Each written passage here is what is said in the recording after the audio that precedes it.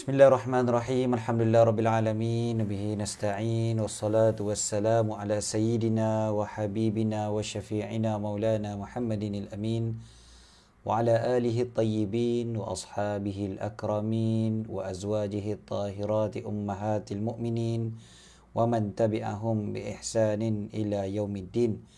Subhanaka la ilma lana illa ma 'allamtana innaka antal alimul hakim. Allahumma inna nas'aluka as-sidqa fil qaul wal ikhlasa fil amal. Allahumma amin. Amma ba'd. Alhamdulillah, syukur pada Allah Subhanahu wa taala. Allah pilih kita pada pagi yang mulia ini, pada waktu yang barakah ini. Pada waktu ini janjikan oleh Nabi sallallahu alaihi wasallam akan keberkatan dengan doa baginda, ya Allah berkatilah umatku pada awal paginya. Jadi waktu pagi macam ni kita dah berada bersama-sama dalam majlis ilmu, satu nikmat yang tak terhingga yang Allah Ta'ala kurniakan kepada kita. Lagi-lagi waktu ni adalah antara waktu subuh dengan waktu naik matahari. Salah satu daripada waktu yang memang afdalnya kita beribadat, kan? Allah Ta'ala bagi tahu supaya kita beribadat sebelum qabla tulu'i syamsi, sebelum terbitnya matahari. Inilah dia waktunya. Dan dipesan kepada kita oleh Nabi SAW untuk duduk beribadah sehinggalah naik matahari. Jadi alhamdulillah, syukur pada Allah, Allah pilih kita di kalangan mereka yang beribadah sehingga naik matahari. Kalau tak ada kuliah, kan, mungkin ada sebahagian daripada kita dah tengok TV. Kalau tengok TV tu tengok rancangan agama, okey lagi. Takut-takut tengok pula cerita Hollywood ke apa benda ke, kan.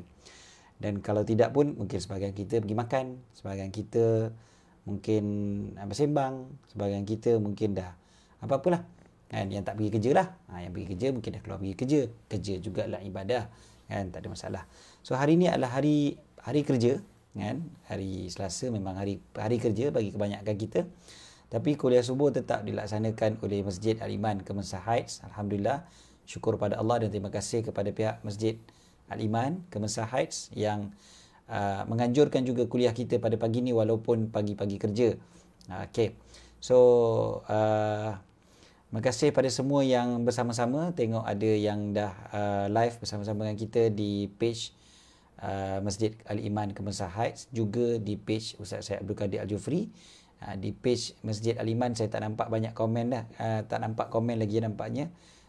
Yang ada cuma komen daripada admin, kan? Abang Arihan ada meletakkan selawat kepada Nabi SAW di situ.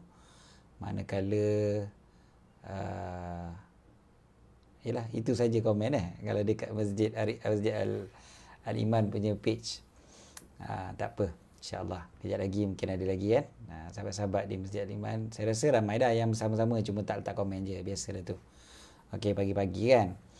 Yang berada di page Ustaz Syed Abdul Qadir Al-Jufri pun dah ramai dah, alhamdulillah, yang komen pun ramai. Jadi terima kasih kepada yang memaklumkan, suara jelas dan visual juga jelas.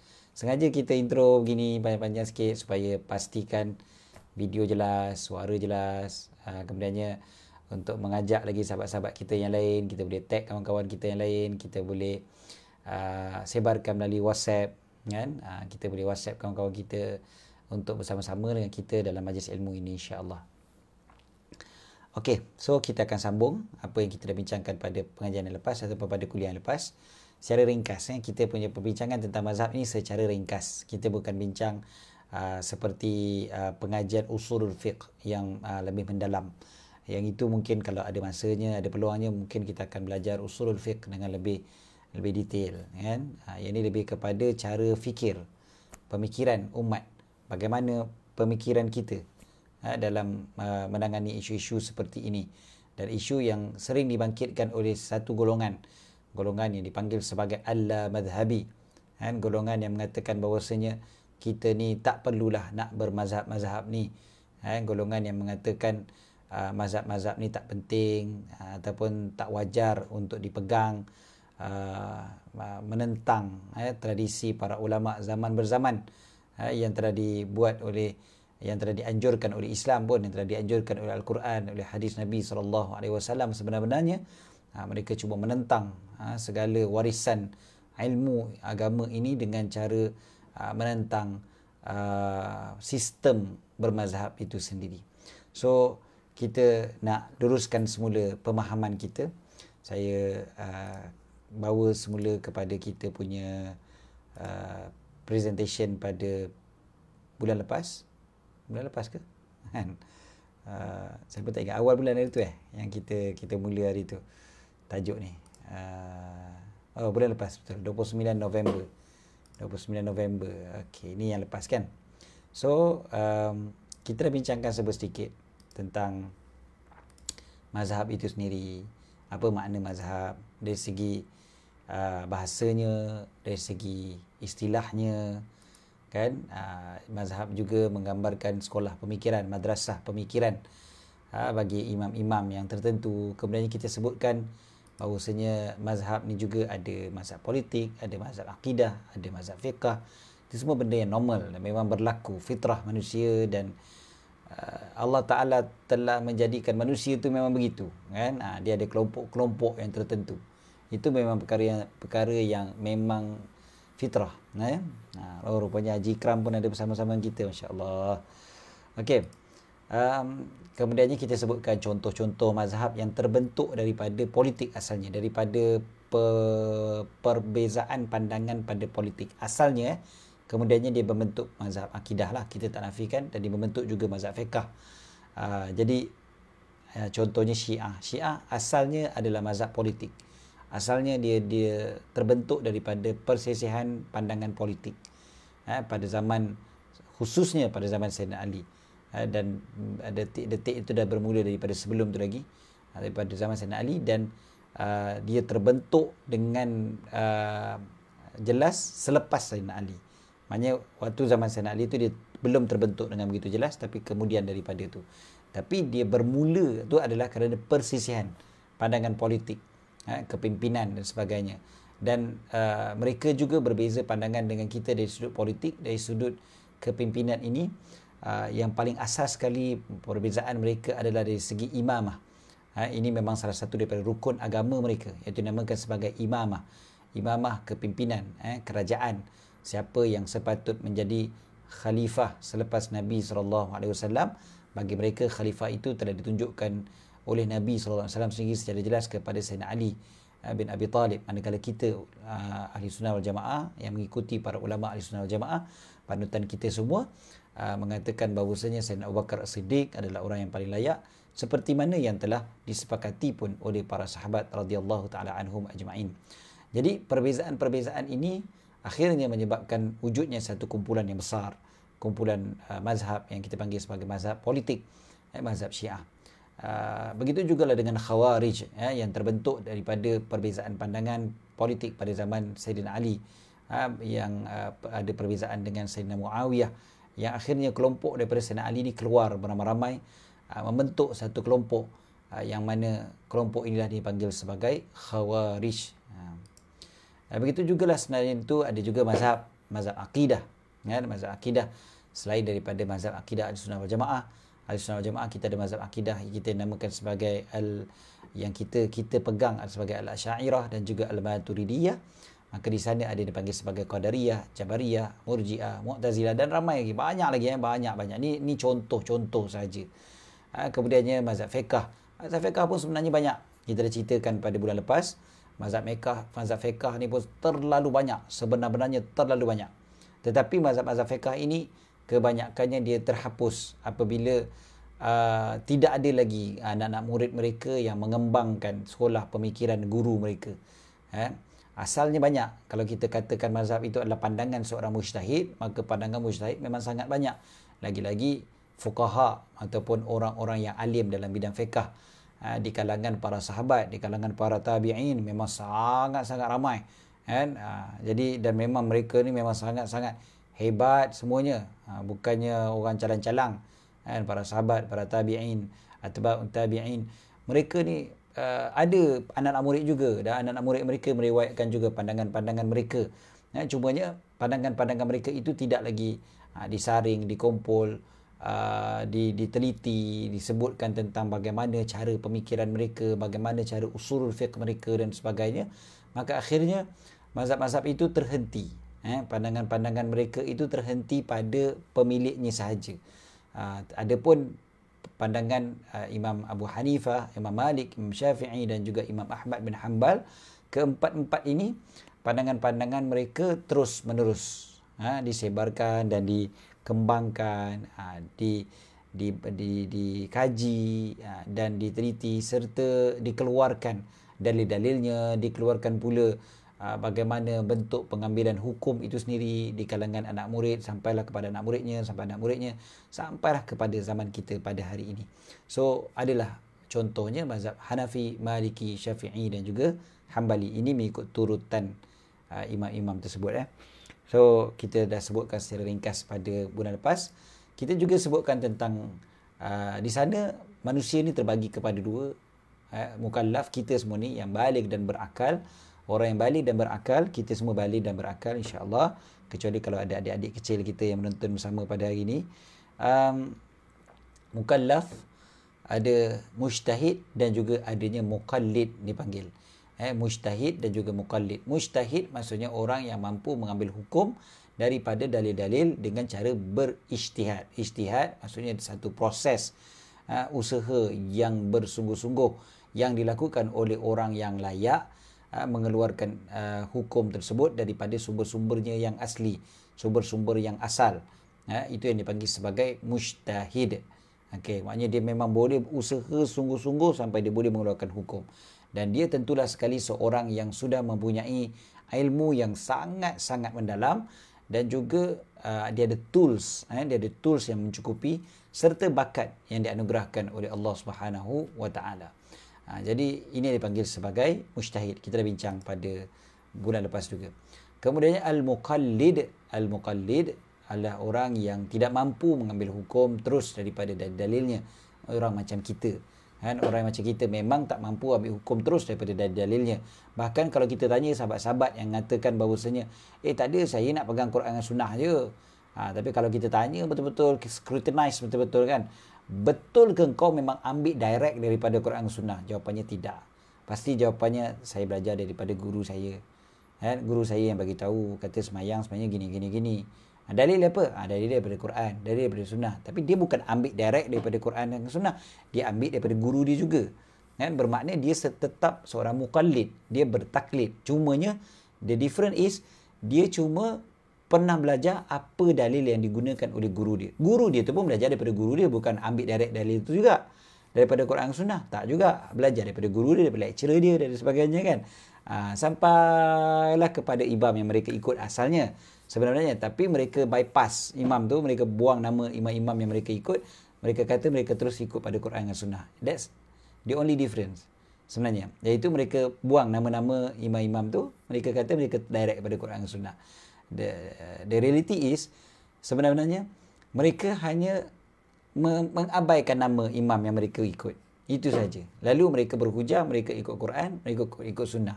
Sebenarnya mereka masih lagi mengikut imam-imam yang tertentu. Contohnya mereka mungkin mengikut Imam Ahmad bin Hanbal dalam hukum-hukum yang tertentu. Mereka juga mungkin mengikut Ibn Hazm yang mempopularkan pandangan Imam Daud Az-Zahiri, pandangan Az-Zahiri yang literalist istilahnya, literalist yang suka nak ambil pandangan-pandangan yang literal saja daripada Quran, daripada hadis Nabi SAW.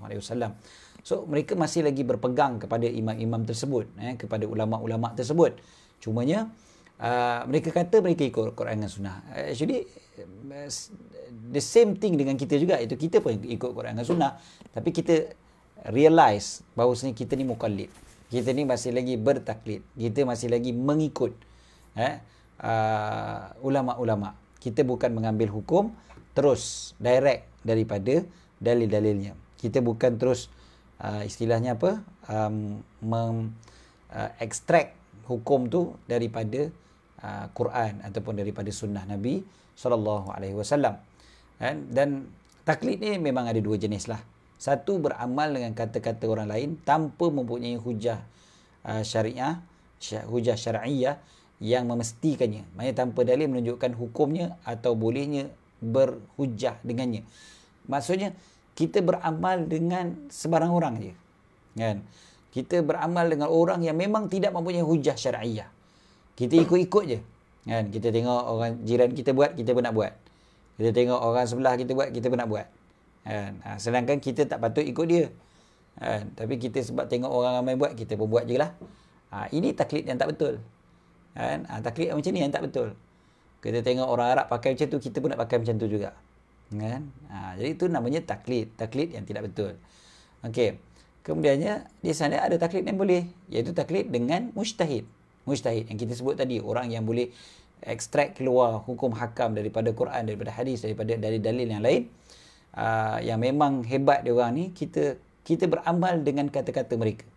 Tanpa perlu kita tahu dalil dengan pengetahuan yang sempurna. Mungkin kita tahu dalil sedikit sedikit. Kita tahu bahawasanya, contohnya, dalil kepada baca Fatihah dalam solat adalah la solata liman lam yaqra' bi Fatihatil Kitab. Contoh, kita pernah belajar benda ni dulu dengan ustaz kita. Tidak sah ataupun tidak sempurna solat seseorang yang tidak membaca Fatihah. Contoh, kita dengar, hadis ni sahih, hadis sahih. Okey. Saya berpegang kepada hadis sahih ni. Actually, kita masih lagi tidak mengetahui dengan sempurna dalil tersebut. Jadi, kita masih lagi beramal dengan kata-kata mujtahid yang mengatakan dalil ini menunjukkan baca Fatihah itu wajib dalam solat. So, kita masih lagi berpegang kepada pandangan mujtahid itu yang mengatakan bahawasanya solat mesti baca Fatihah. Okey. Sebab kita tidak mengetahui dengan pengetahuan yang sempurna tentang dalil tersebut. Maksud pengetahuan yang sempurna, contohnya perkataan la itu sendiri pun kita tak boleh nak terangkan pun. La ni ada macam-macam jenis. La ni sendiri dalam bahasa Arab ada pelbagai makna. So, kita tahu ke tidak konsepnya, konteksnya bagaimana. La solata. La solata tu maksudnya adakah tidak sah solat ataupun tidak sempurna solat. Di sana dia memerlukan pula kepada dalil-dalil yang lain untuk menerangkan pula bahawasanya la solata itu dengan erti la tasih salah, tidak sahnya solat tersebut. Dan macam-macam lagi. Jadi kalau Nabi SAW menafikan pula begitu, adakah ia menyebabkan batal ataupun adakah ia menyebabkan Fatihah itu menjadi wajib dan sebagainya. Jadi ilmu-ilmu ini yang dipanggil sebagai pengetahuan yang sempurna kepada dalil, kita tak ada. Maka kita masih lagi dipanggil sebagai muqallid walaupun tahu dalil. Walaupun tahu dalil. So dalil ni sama ada tahu ataupun tak tahu dalil, dia masih lagi dipanggil sebagai muqallid. Is it good to know dalil? Ulama berbeza pandangan lah. Sama ada kita ni lebih elok tahu dalil ataupun tidak. Sebahagian mengatakan lebih elok, sebahagian mengatakan sama sahaja. Kerana kau tahu ataupun kau tak tahu pun, kau bukan boleh bawa bukan boleh buat keluar hukum pun daripada situ. Sebahagian mengatakan tahu lebih baik sebab of course engkau mengetahui ayat Quran, mengetahui hadis Nabi SAW di sana, itu sendiri pun dah dapat pahala dah. Jadi dan juga kita lebih cuba untuk faham bagaimana para ulama dulu mengeluarkan hukum-hukum selain daripada mendatangkan ketenangan kepada kita bila kita tahu apa sumber-sumber mereka. Itu bukannya syarat, tetapi dia mungkin lebih kepada ketenangan dan sebagainya. Alright, antara dalil kepada bertaklid ini adalah perintah Allah SWT sendiri, fas'alu ahla dzikri in kuntum la ta'lamun. Tanya kalau tak tahu. Allah Ta'ala tak suruh cari dalam Quran kalau tak tahu. Allah Ta'ala tak suruh kalau kau tak tahu, kau carilah sendiri, lu fikirlah sendiri. Itu tidak. Ini kata-kata Imam Asy-Syatibi. Kata Imam Syatibi ini mungkin ada sebahagian yang rasa macam agak kita panggil apa mungkin sensitif ke apa, wallahu alam lah. Cuba kita tengok. Imam Asy-Syatibi, beliau berkata, Imam Syatibi ini terkenal dengan usulul fiqh beliau, maqasid beliau sebagainya. Jadi beliau mengatakan, bagi orang awam, fatwa-fatwa daripada mujtahid sama dia punya level dia seperti dalil syar'i di sisi mujtahid. Sama. Tak ada beza. Fatwa mujtahid itu dengan dalil yang dipelajari itu sama. Hujahnya adalah sama ada dalil ada atau tidak pada seorang mukallid itu sama saja hasilnya. Kerana mereka tidak dapat mengambil faedah daripadanya. Pengkajian dalil dan istinbat bukanlah urusan mereka, malah dilarang sama sekali ke atas mereka. Okey. Cuba kita tengok balik semula ayat ni kan.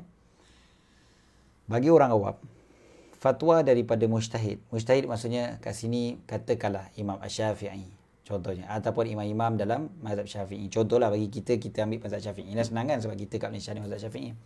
Jadi fatwa Imam Syafi'i tu, Imam Syafi'i kata solat subuh disunatkan baca doa kunut. Contoh Okey, fatwa beliau itu bagi kita orang awam, dia punya kedudukan dia tu kan sama seperti dalil di sisi beliau. Maknanya beliau perlu berpegang kepada dalil. Beliau tidak boleh bertaklid sebab beliau adalah mujtahid. So beliau takkan bertaklid, dia takkan macam aku pun nak ikut orang je lah. Tak.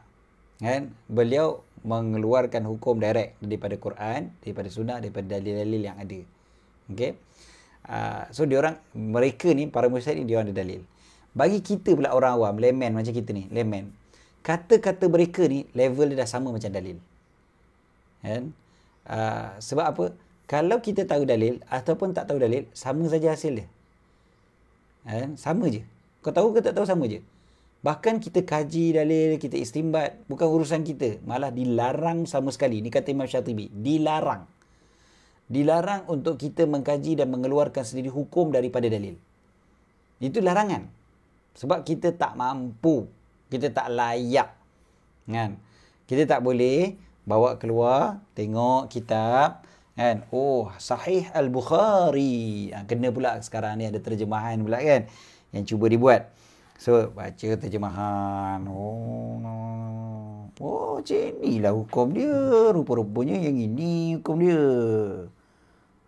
Kita pun bawa keluar hukum daripada hadis Nabi SAW. Walaupun hadis Sahih Al-Bukhari adalah hadis yang sahih, memang paling sahih selepas Al-Quran, kan, kitab yang dihimpunkan oleh manusia ni lah, iaitu kitab Imam Al-Bukhari radhiyallahu ta'ala anhu ardah, kan. Tetapi kita tidak dibenarkan sama sekali untuk mengistimbat. Istimbat ni kat sini maksudnya mengeluarkan hukum tu. Sebab kadang-kadang kita tengok dekat pejabat mufti ada juru istimbat dan sebagainya kan. So istimbat maksudnya mengeluarkan hukum tu. Dia ekstrak keluar hukum daripada dalil tu. So itu dilarang sama sekali ke atas kita. So seruan-seruan untuk mengatakan tak payah mazhab, kau keluarkan sajalah hukum daripada Quran, daripada hadis, ini adalah seruan yang sangat-sangat dilarang oleh para ulama terdahulu. Okey. Seterusnya kita perhatikan ijma' para sahabat dan tabi'in. Kan? Para sahabat dan tabi'in, mereka memang dah sepakat bahawa siapa yang tak mampu ijtihad, jalan untuk mengetahui hukum adalah bertanya mereka yang mampu. Macam mana boleh keluarnya ijma' ini? Ijma' maksudnya kesepakatan, konsensus para ulama terdahulu, para sahabat, para tabi'in. Ini bukan ijma' orang Melayu ke, ijma' masyarakat Nusantara ke, no. Ijma' para sahabat Nabi SAW. Para sahabat Nabi sudah bersepakat mengatakan bahawasanya sesiapa yang tak mampu berijtihad, maka caranya adalah dia mesti belajar, dia mesti bertanya kepada mereka yang mampu. Dan daripada mana kita nampak konsensus ni? Daripada praktikal para sahabat itu sendiri. Cuba kita tengok para sahabat dengan para tabi'in. Maknanya dia punya generasi yang datang selepas daripada itu. Generasi yang sempat jumpa dengan mereka. Generasi yang sempat jumpa dengan para sahabat ni, tabi'in dipanggil. Generasi ni, kalau kita perhatikan, orang awam, layman diorang pun ramai layman. Diorang bukan semua para ulama. Yang kita bayangkan, oh diorang pun generasi diorang semuanya ulama. No, mana boleh, mustahil. Mustahil lah semuanya para ulama. Jadi di kalangan mereka ni, para orang awam pada zaman tersebut, kalau mereka tak tahu, mereka directly tanya kepada para sahabat. Directly tanya pada para sahabat. Dan bila tanya pada para sahabat, mereka tidak pula diminta untuk menghafal setiap satu dalil yang dijawab oleh para sahabat tu. Tidak pula diminta oleh para sahabat, okey, engkau kalau nak beramal benda ni dengan syarat engkau bukan ikut aku tau sebenarnya, engkau ikut Quran tau, engkau ikut sunnah tau. Jadi dalil ni yang kau kena hafal, dalil ni yang kau kena pegang, dalil ni yang kau kena ingat.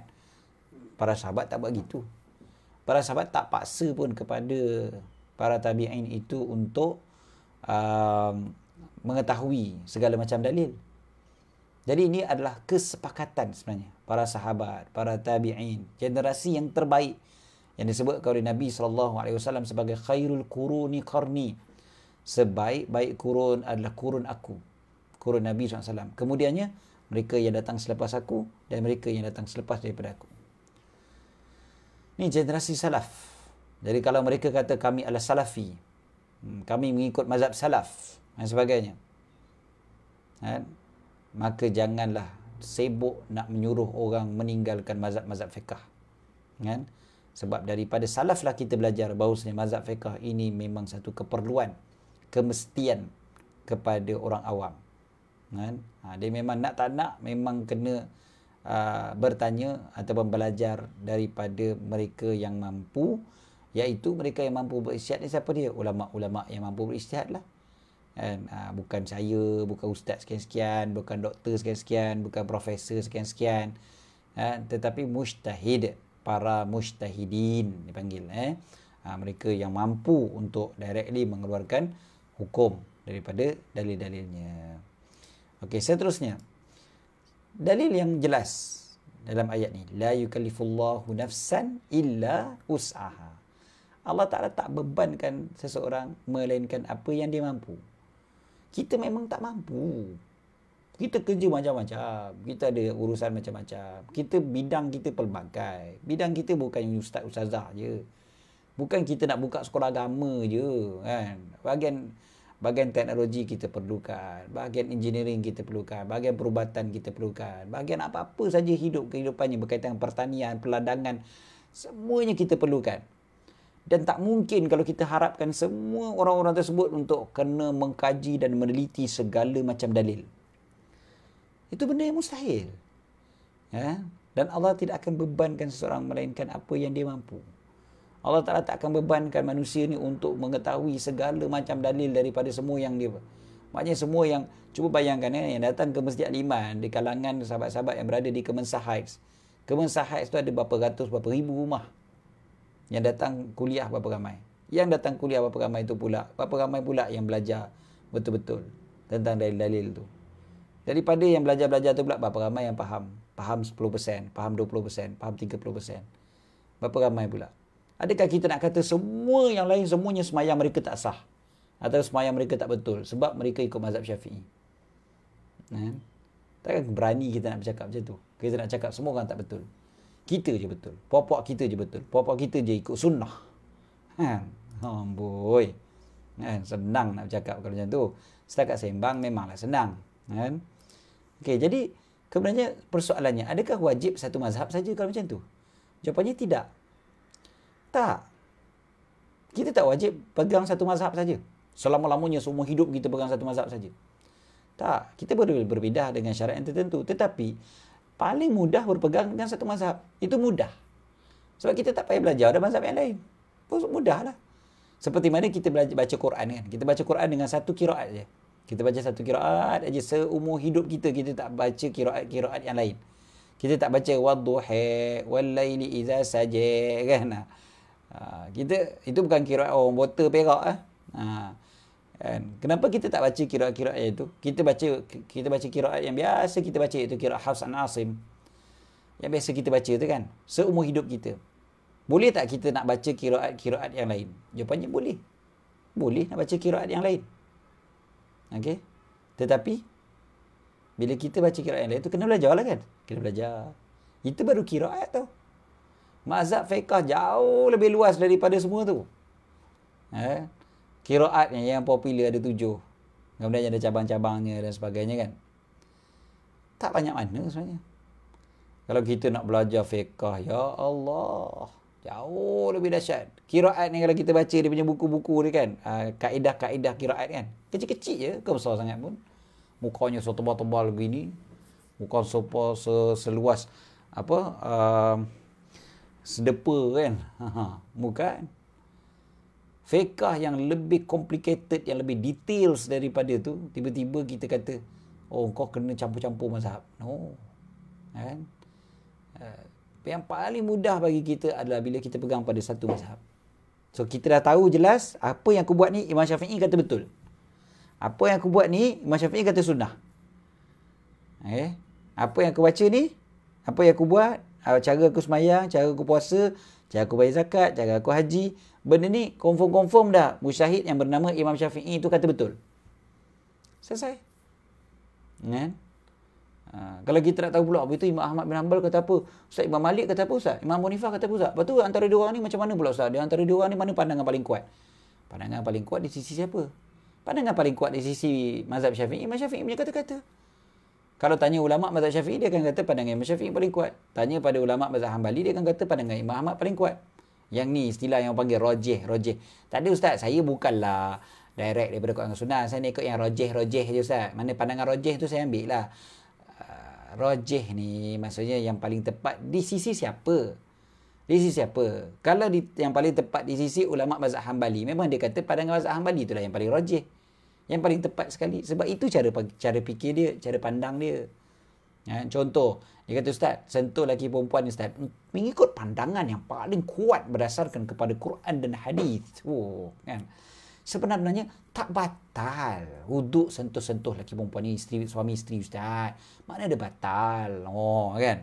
Ini pandangan yang paling kuat saya pegang. Iya ke tu pandangan paling kuat? Saya belajar dalam mazhab Syafi'i, saya belajar daripada imam-imam dalam mazhab Syafi'i, ulama-ulama besar dalam mazhab Syafi'i yang mengarang kitab-kitab berdepa-depa tu. Mereka kata pandangan paling kuat batal. Ustaz, nak ikut Quran dan Sunnah ke ikut imam-imam tu? Dah awak pun bukan ikut imam, bukan ikut Quran Sunnah pun, awak ikut imam-imam yang kata tak batal juga. Tapi awak kata dia orang punya pandangan lebih kuat. Saya lagi senang ikut pandangan Imam Nawawi contohnya, mengatakan yang kuatnya adalah batal. Kamu belajar daripada siapa? Saya belajar daripada ustaz saya lah. Antara ustaz kamu dengan Imam Nawawi, saya yakin Imam Nawawi lebih alim. Kan? Jadi senang ceritanya, dia memang tak wajib untuk pegang satu mazhab dia. Tapi boleh ke senang-senang je nak pindah mazhab lain? Boleh. Dengan syarat. Senang-senang tu bukanlah senang sangat. Ada syarat dia. Yang pertamanya syaratnya adalah tidak talfik dalam satu masalah. Dalam satu masalah yang khusus, kau campur-campur. Contoh orang nak nikah, dia campur-campur dalam bab nikah. Dia nak kahwin, dia ambil pandangan yang mengatakan mazhab Hanafi contohnya mengatakan wali tidak mesti ada. Tak disyaratkan wali tak ada pun tak apa, boleh nikah. Orang perempuan boleh nikahkan diri dia sendiri. Yang mazhab Hanafi macam tu. Orang perempuan boleh nikahkan diri dia sendiri. Aku nikahkan diri aku dengan kau. Dia konsep dia gitu. Okey. Lepas tu dia ambil pula mazhab Maliki. Mazhab Maliki kata kalau tak ada saksi pun tak apa. Sudah. Tak ada wali, tak ada saksi. Tinggal apa? Tinggal pasangan tu je lah, dua orang. Duduk dalam bilik hotel. Nikahkan diri I dengan you ya. Dengan mas kahwin RM50. Hutang. Jadi yang lelaki tu macam cakap, I terima dengan penuh ikhlas nikah you. Okey. Jadi adakah benda tu boleh? Jawapannya tak boleh. Sebab apa? Sebab dia bercampur aduk antara mazhab-mazhab yang ada sehingga dah tak wujud pun ulama yang mengatakan boleh nikah macam tu. So macam mana kita nak tahu sebenarnya? Caranya adalah pegang pada satu mazhab. Senang. Kita campur mazhab A dengan mazhab B dalam satu hukum, dalam satu masalah. Kemudiannya, natijahnya adalah mazhab A pun kata tak betul, mazhab B pun kata tak betul. Mazhab A kata tak betul, mazhab B pun kata tak betul. Jadi sebenarnya kau ikut siapa? Kau ikut hawa nafsu lah tu maknanya. Yang ini yang masalahnya. Bab wuduk contohnya, ikut yang ni. Tapi padahal bila campur-campur, tak ada satu musyahid pun kata kau punya cakap atau kau punya perbuatan tu betul. Bahaya. Ini talfik yang tak dibenarkan. Kemudiannya, tidak bertujuan untuk mencari rukhsah, tatabbu'ur rukhas dipanggil. Sengaja-sengaja nak cari mana yang paling senang. Ulama ni kata gini, ulama ni kata gini, ulama ni kata gini. Kau ambil yang ni lah, ini senang. Ini senang.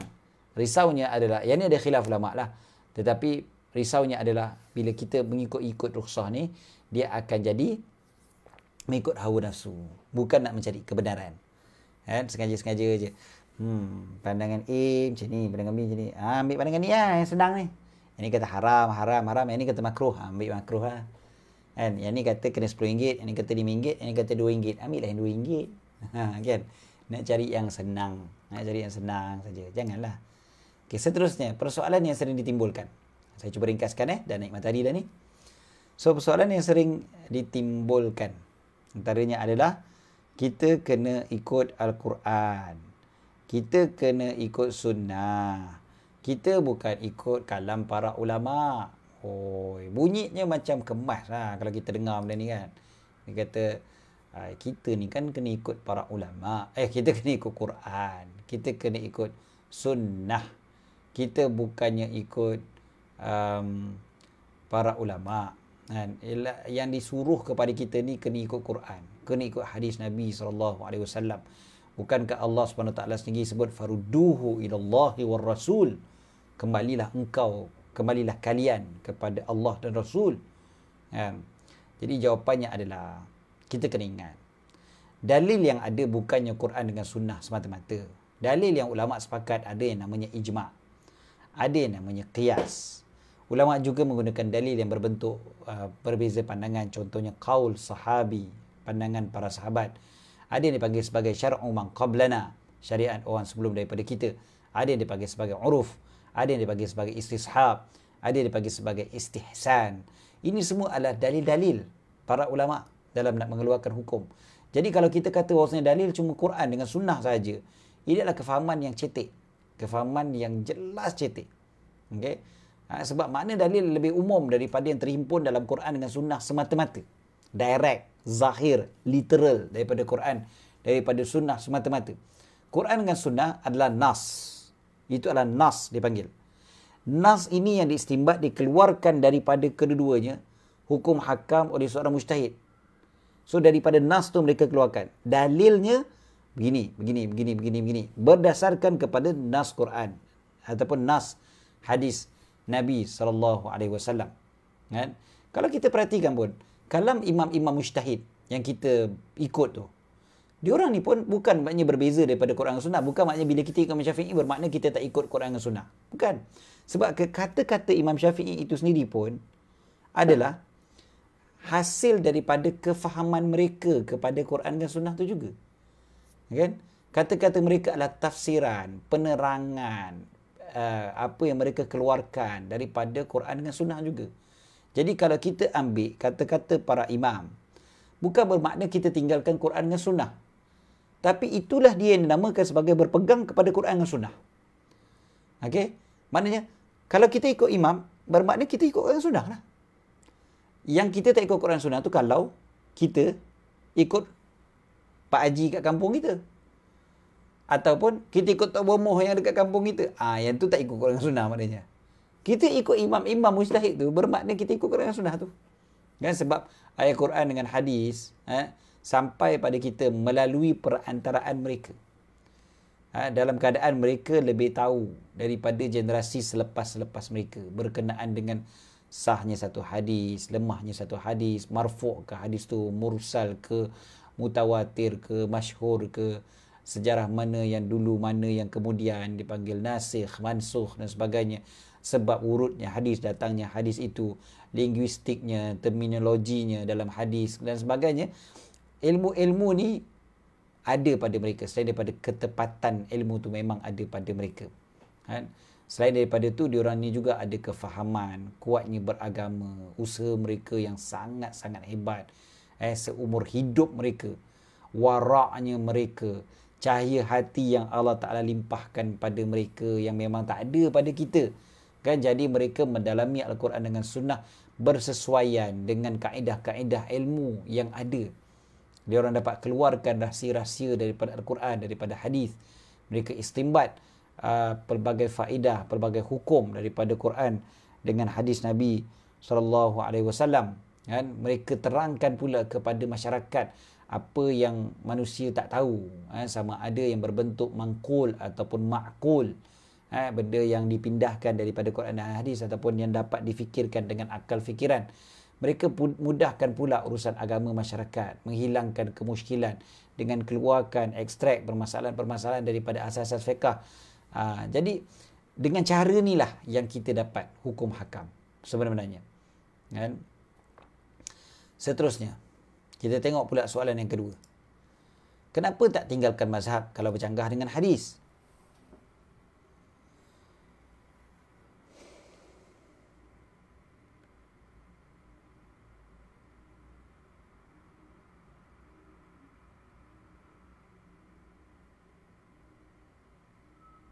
Saya pernah dengar ustaz pasal tak batal wuduk suami isteri tu. Okey. Kami melihat sebagai mukallid, kalau kita kata, dia kata, ustaz, yang salahnya bukannya ikut mazhab tu. Tapi, kalaulah bercanggah dengan hadis, kenapa kita tak tinggalkan je mazhab tu? Kan?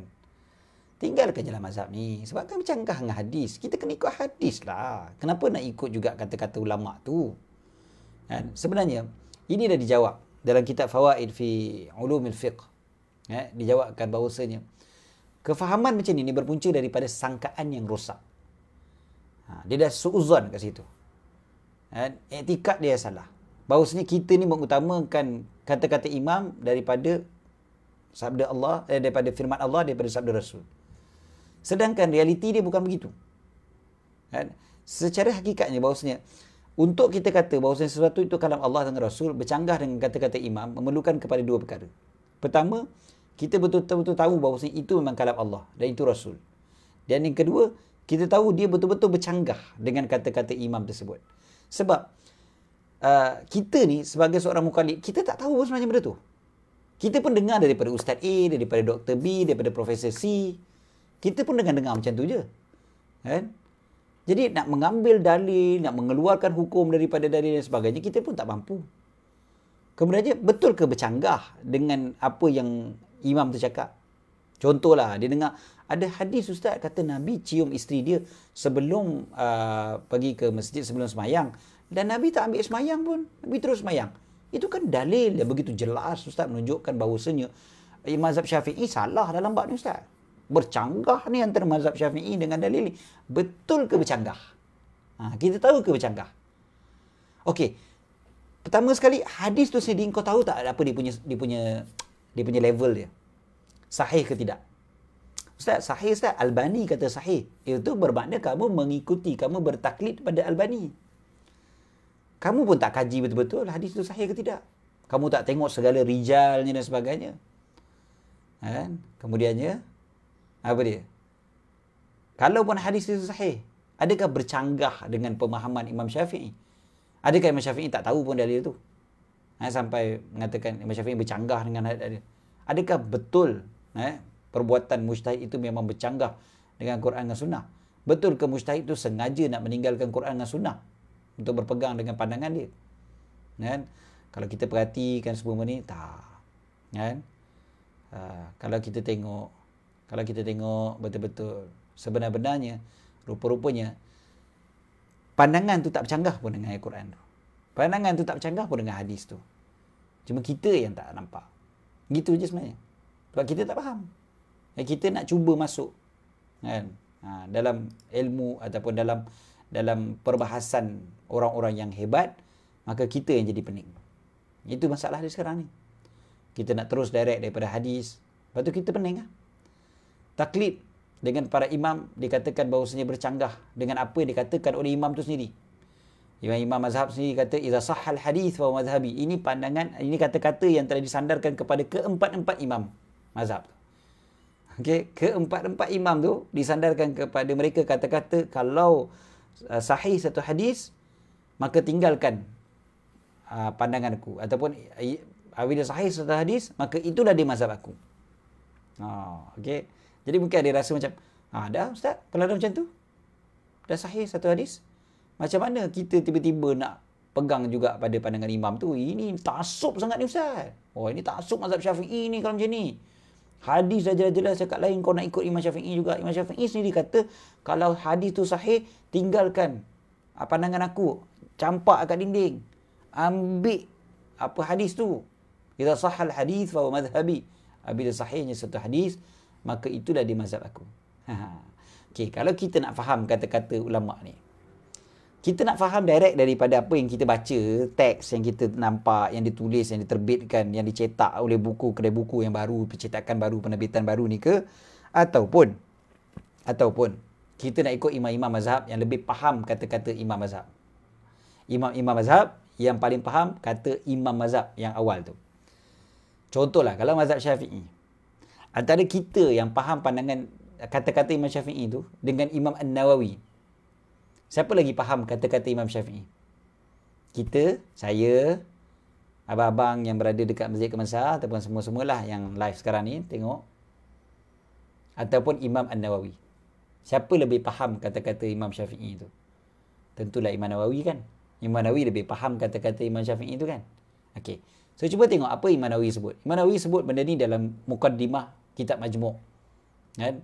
Beliau kata, sebahagian daripada ulama' terdahulu mazhab Syafi'i, bila tengok satu hadis, ada satu masalah dan mazhab Syafi'i bercanggah dengannya, mereka, sebahagian daripada ulama' memang ada buat begini. Ulama' bukan orang awam, ingat.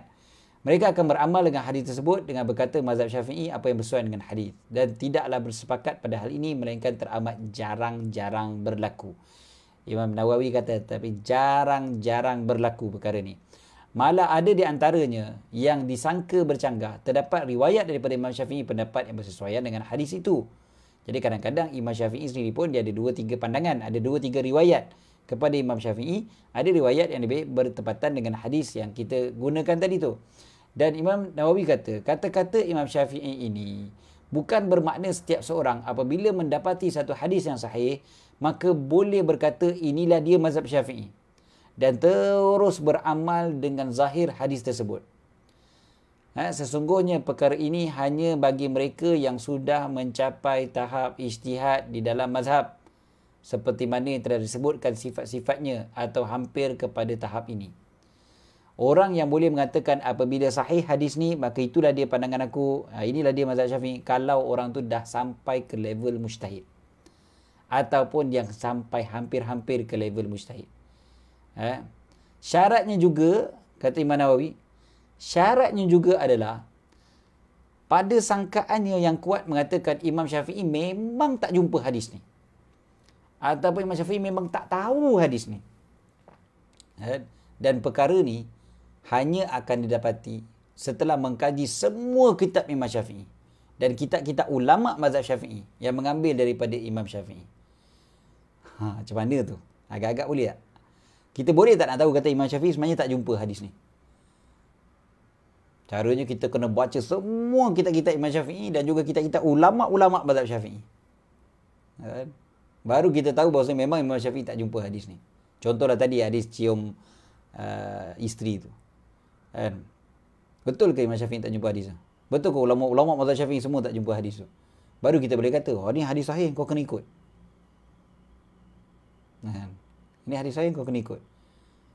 Jadi seolah-olah macam kita lebih tahulah, kan? Jadi begitu. Jadi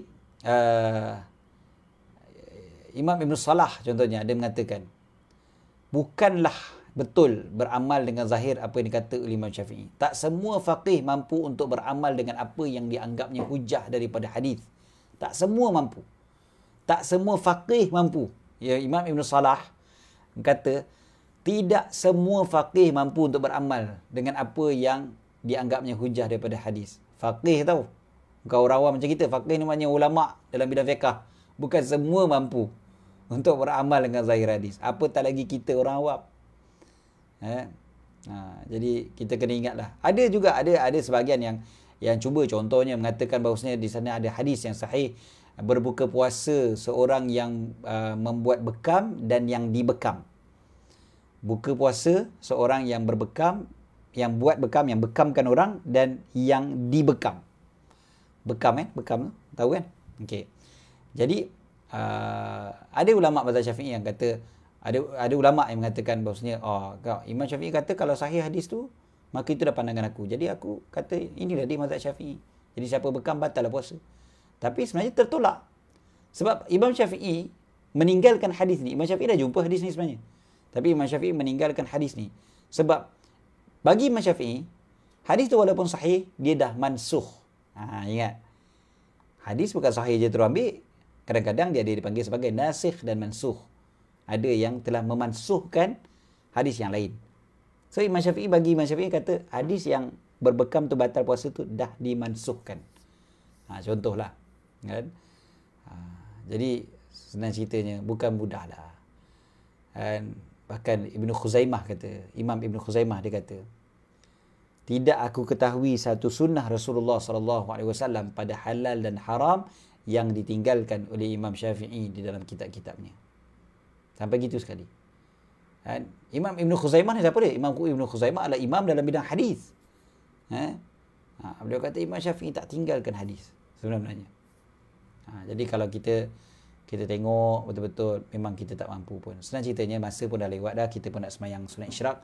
Jadi cukup setakat tu untuk pagi ni. Jelas bagi kita sebenarnya pensyariatan kita bertaklid dengan satu mazhab ini. Kan? Sekejap Okey. Jadi jelas kat kita. Kalau kita tengok, kita pensyariatan taklid dengan satu-satu mazhab bagi orang yang tidak sampai lagi ke level ijtihad macam kita semua ni. Dan ini memang jelas dari segi hukumnya dalam Al-Quran daripada hadis Nabi SAW dan juga perbuatan para ulama zaman berzaman. Dan siapa yang cela, siapa yang mengharamkan berpegang dengan satu mazhab, siapa yang mengkritik, mengutuk orang yang berpegang satu mazhab dengan alasan kau taksub sangat dengan mazhab kau, sebenarnya dia sedang mengharamkan sesuatu yang halal tanpa dalil. Jaga-jaga. Mengharamkan sesuatu yang halal salah satu dosa dalam Islam. Jadi jangan terikut-ikut dengan perbuatan puak-puak ni. Puak-puak yang suka nak mengharamkan apa yang halal. Yang telah dijelas benda tu halal daripada zaman para sahabat Nabi sallallahu alaihi wasallam lagi. Kan? Memang betul apa yang saya cakap benda ni, dia takkan mendiamkan semuanya. Tapi sekurang-kurangnya kita sama kita jelas kenapa aku bermazhab. Kenapa aku bermazhab. Kan? Dan mudah-mudahan benda tu lebih memudahkan kita semua. Kan? Supaya kita jelas dan insya-Allah mudah-mudahan kita pun boleh menjelaskan untuk orang lain lagi insya-Allah. Ada soalan lagi tadi. Apa hukum ambil mazhab ikut sikit-sikit sebab dia rasa ini tak sesuai dan itu tak sesuai, so dia faham, dia ambil yang mana selera selalu dengan fahaman dia. Ni yang saya sebutkan tadi, dia tu siapa nak ikut, mana yang lebih sesuai, mana yang lebih sesuai, siapa dia, kan? Adakah dia layak untuk ikut mana yang sesuai, kan?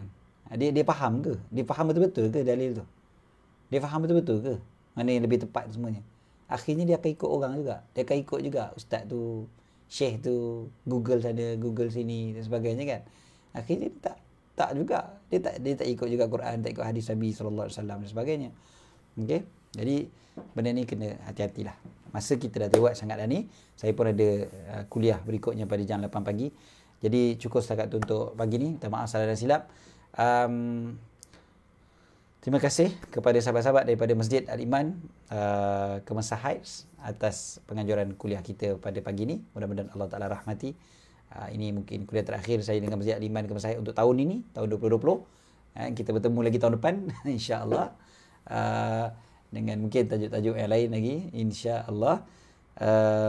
Dan mudah-mudahan Allah SWT jadikan kita di kalangan mereka yang mendapat ilmu yang bermanfaat dan memanfaatkan ilmu yang kita perolehi. Aku qauli hadza wa astaghfirullahal azim li wa lakum. Jangan lupa untuk memberikan sumbangan kepada Masjid Kemasah Heights di akaun bank Islam yang tertera di atas, dan sekejap lagi pun insya-Allah mungkin ada juga nombor akaunnya. Jadi cukup setakat itu untuk kali ini. Aku qauli hadza wa astaghfirullahal azim li wa lakum. Bismillahirrahmanirrahim. Rabbana anfa'na bima 'allamtana, rabbi 'allimna alladhi yanfa'una, rabbi faqihna wa faqih ahlana wa qarabatin lana fi dinina ma'a kulli unsa wa dhakar. Rabbi waffiqna wa waffiqhum lima tartadi qawlan wa fi'lan karama. warzuqil kulla halalan daima wa akhilla atqiya ulama. Nahza bil khair nukfa kulla syarr. Rabbana aslih lana kulla syu'un wa akira bi ridha minkal 'uyun. واقض عنا ربنا كل ديون قبل أن يأتينا رسول المنون واغفر واستر أنت أكرم من ستر وصلاة الله تغشى المصطفى من إلى الحق دعانا والوفاء بكتاب فيه للناس شفاء وعلى الآل الكرام الشرفاء وعلى الصحب المصابيح الغرر اللهم اهدنا بهداك وجعلنا ممن يسارع في رضاك ولا تولنا وليا سواك ولا تجعلنا ممن خالف أمرك وعصاك وحسبنا الله ونعم الوكيل ولا حول ولا قوة إلا بالله العلي العظيم. صلى الله على سيدنا محمد وعلى آله وصحبه وبارك وسلم والحمد لله رب العالمين. والسلام عليكم warahmatullahi wabarakatuh.